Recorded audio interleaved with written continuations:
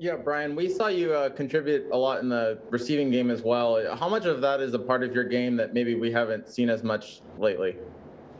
I mean, being a receiver is a strong part of my game. I mean, it's something I catch a lot of balls in practice.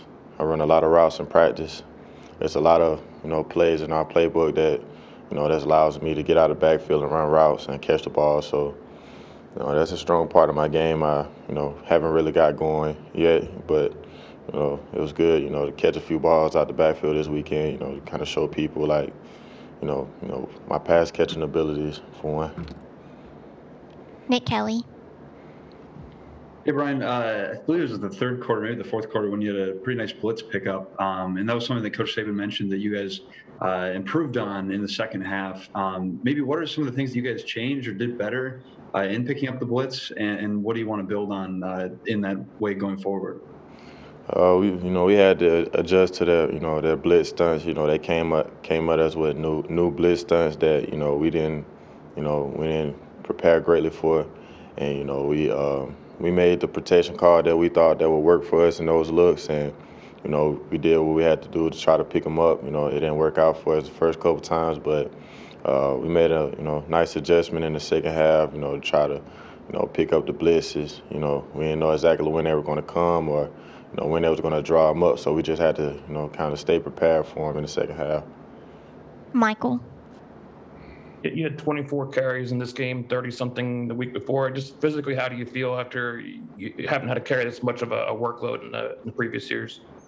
I mean, I just feel like, I've been in a physical, in a physical fight, I don't feel like, no one in this league, will be feeling great, around these times, but, I can say that I feel, good. I feel good enough to, prepare myself to get ready for another week. Charlie.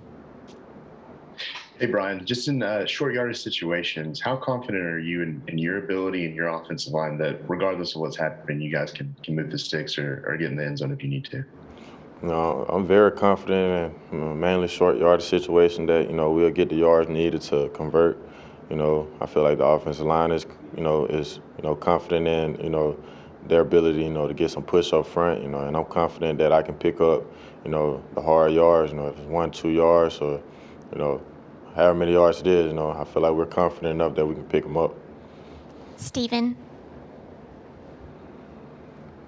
Brian, when Coach Saban talks about, don't waste a failure or don't waste an opportunity that you can learn something from, just what does that mean to you as an older guy? That just mean to me like just, all the little things matter. Like all the things that he stressed about, during the week or, just talking to us about just making sure that we stand on track. Like all the little things matter. And they matter the most in, big time situations. And, if we ain't bought into, the little things that it takes, to be a winner, then, it'll come back and it'll bite us, at a bad time. And, just, he's always on us about, just stand on the little things. And then when one thing goes wrong, then he makes sure that we know, why it didn't go the way that we wanted it to go. John. Hey, Brian, how do you expect this team to respond from a loss, knowing that all your goals are still out there, but you don't have any more margin for error? I feel like this team will respond in a great manner. Like, everyone, you see the look on everyone's face, and you see how guys feel about the outcome of last game, and you could just you feel the energy of people and just want to come back and get better and just see all the little things that we can do to fix the errors that we had and just try to clean up everything we screwed up in the game to try to come back better next week. Tony. How confident are you in Roydell to kind of step into a more extended role and maybe take some of that weight off your shoulders and keep you fresh throughout games? I have a lot of confidence in Roydell. We sit in the same meeting room and we prepare.